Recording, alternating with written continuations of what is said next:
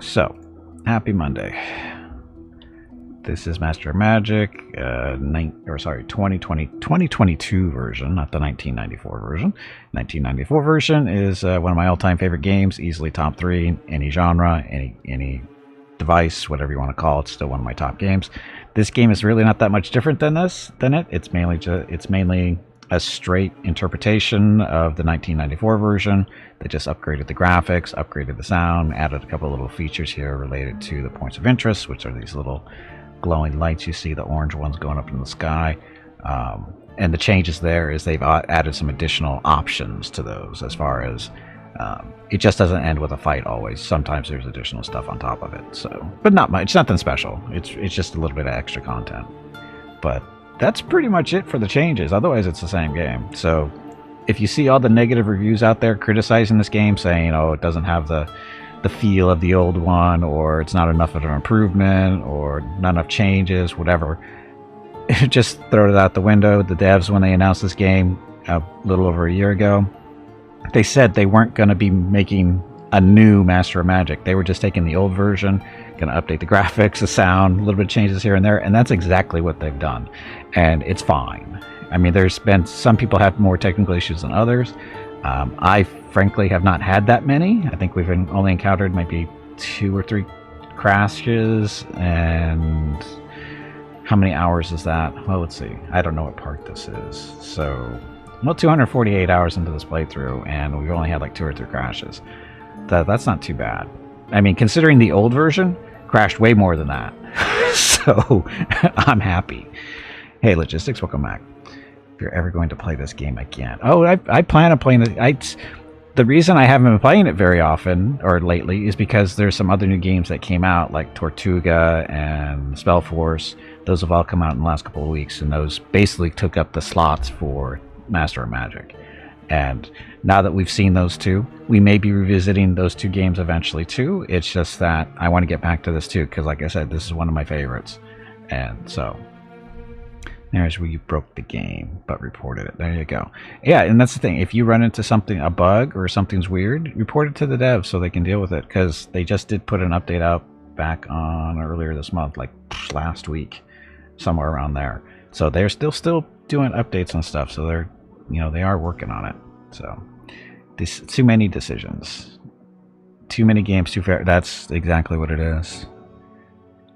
Too many games, too few hours. That's really what it is.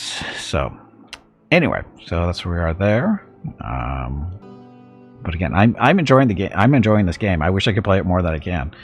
If I Mrs. Gippy hates it when I say shit like this, but if I wasn't married and didn't have dogs, I'd be playing probably video games a good 16 hours a day. It's that simple. Well, I mean, it depends. Do I have a we wouldn't even throw a regular job into the scenario. If I wasn't married, didn't have dogs, basically other responsibilities, I would be playing video games easily 16 hours a day. And now I'm basically restricted to 6 hours of streaming and maybe an hour or 2 outside of streaming per day. If I'm lucky, I get those extra 1 or 2 hours. Today I did not. So this is my game time for the day, is this streaming for the next 6 hours or so. 7 games in the last month, and I have had time to play 2 of them. Yep, there you go. I won't tell you how many games I have on my gaming library. It's stupidly huge, that with games that I will never get to. That's the stupid part. So many games and not nearly enough time. So just it is. So anyway, enough bitching about first world problems. Let's talk about this game. Okay, so the mirror. So this is our current setup here, and this is the Merlin portrait as our wizard. We have I almost said 4. We have 8 spell books of sorcery, so that's all our magic that we can do. Traits are, from the start, we're sorcery mastery, so we get a bonus using sorcery spells and that kind of fun stuff. Artificer, so we can make magic items at half cost, and we get the 2 spells, make magic items and make artifacts for free. Mirren is, of course, affects the races you get to choose from the start. And charismatic, this is not one we picked from the start. This is one we picked up while doing the points of interest, aka the dungeons that are around the worlds, that kind of stuff. We got lucky and picked up charismatic, which is not really going to help us in any way because it's basically just for...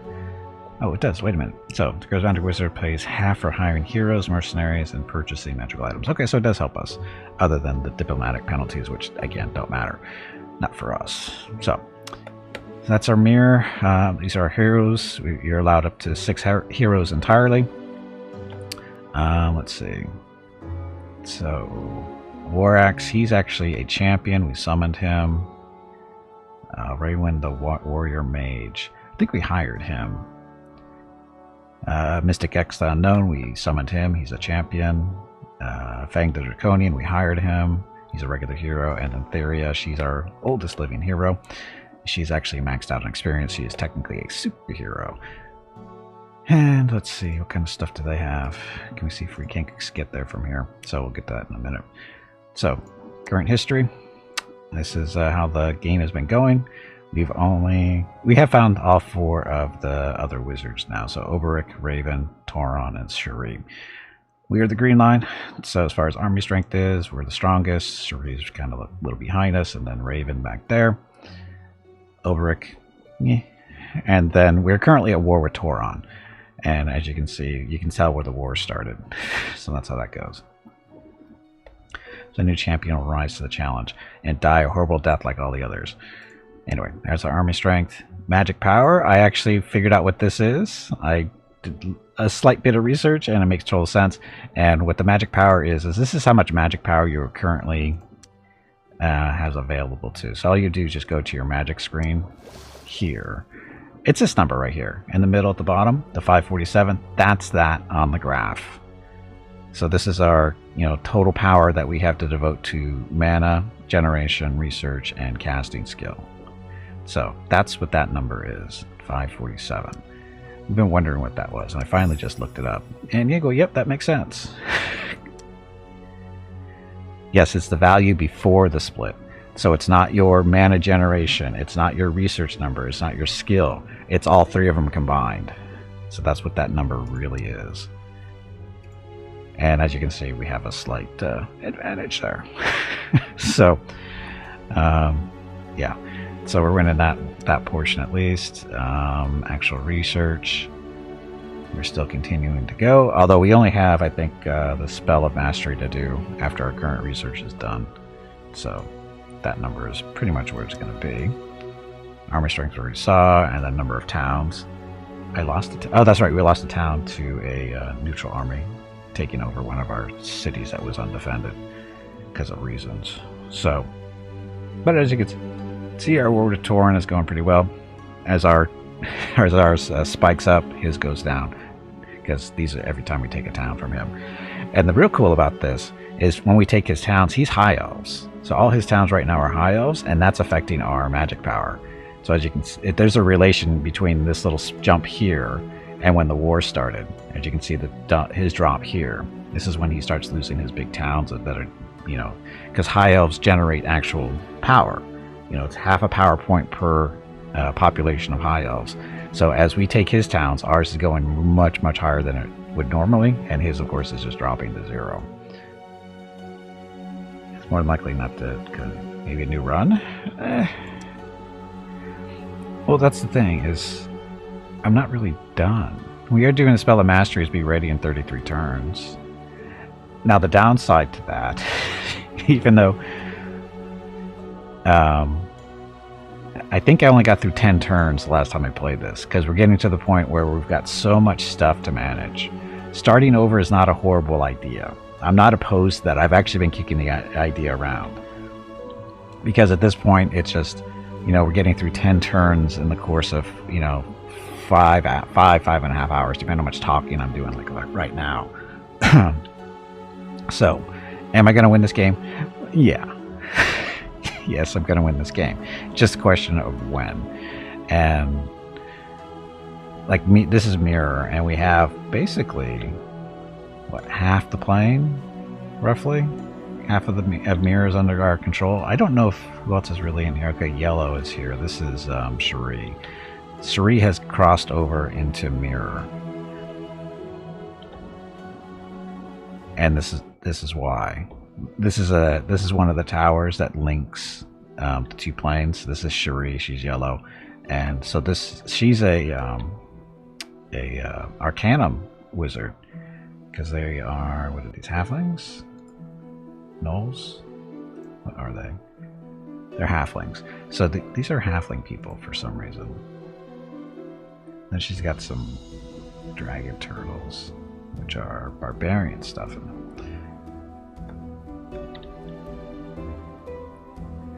So yeah, so anyway, that's her, and she's the number 2 person, and I don't think she's even close to being a threat if you look at the actual history here.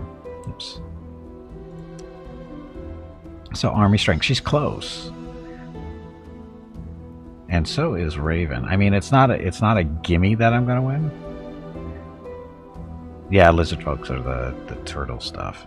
So, I mean, it's not a gimme, but I'm pretty sure I'm going to, because once I completely wipe out Tauron, my magic power production is just crazy. I mean, it's crazy right now compared to everybody else. So, the question is, should I just start over with a new run? And I mean, because there's no way they're going to stop me. I don't think. I mean, we have a mixture of, you know, mainly we're dwarves, of course, but we have draconians and trolls and high elves now too. So I don't have the spell of mastery yet. It's 33 turns away from researching it. So unless I throw a lot of effort towards research, which I could, because just let's see, casting. So, and here's the problem too: is the casting skill will affect the time to cast a spell of mastery, but we're going to need a lot of mana too. But we need to get that research first, which again, 33 turns away is a long time. Let's see, lock that one in. Throw it towards research. We don't want to. So move that about 100. And got it down to 29 turns. Yeah, 33 turns. And again, like I said, the last time I did this, I only got through 10 turns in like 5.5 hours. So that's 15. Based on that number alone, that's 15 hours, roughly, just to finish this off. Unless I get really, you know, focused on getting the spell researched, which is a possibility. But and also the downside too is a lot of my cities are fully developed. I mean, there's still some that are building up, but for the most part, you know, these guys are producing more units, money, housing. So some of our smaller towns are still developing housing and stuff, and we're still, you know, building stuff. It's just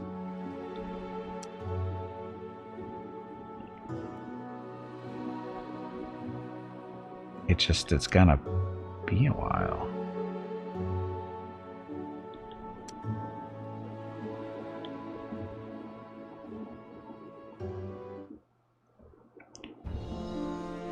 See, this is a newer colony. This is stuff. Oh, this is on the other plane. There's Avalon. That was, like, I think, the capital of Tauron. Just building a wizard guild there. So, I mean, we can still agree. We still have stuff to build. It's just that the mass majority of the cities are pretty much developed as far as research and power go. Unless we can pick up some more nodes to speed things along, but even then it's going to be a while. So,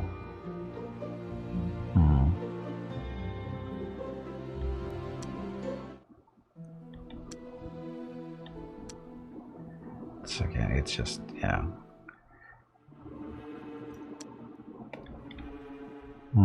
Let's see. Those are 2 heroes, just waiting for armies for them. So, and again, these 2 cities are producing adamantine units, dwarven units. So once those are built up and ready to go, like this army is almost ready with the hammer hands and some cannon there. That's the tower. It links us to our cannon. That's our point into here. And we've got our roads getting built up. Now, how do you do the queued road thing?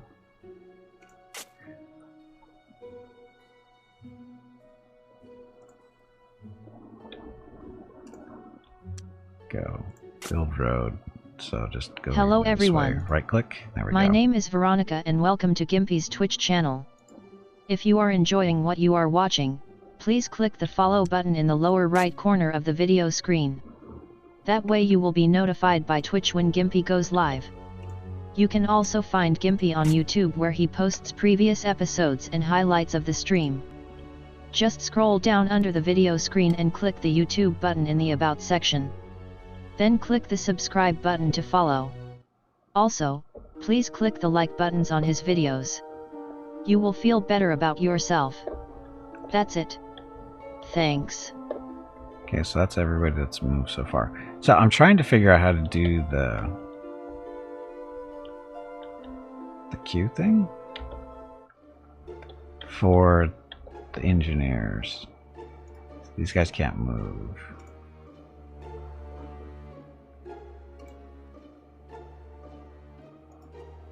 Those guys aren't going to move either. Let me just do a quick turn and see what happens. You guys are done.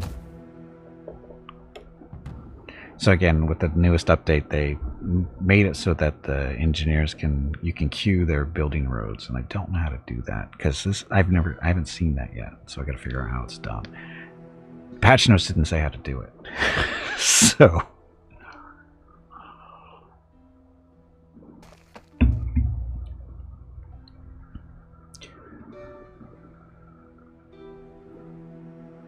So that's our little ghost. New controls. Okay, so these guys, the group of 3.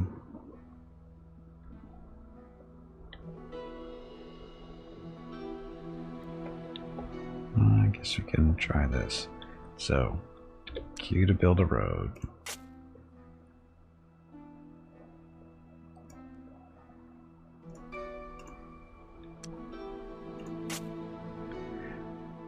So the orange line is to build a road. The question is, and when I right click, it makes the line white, which is a movement thing.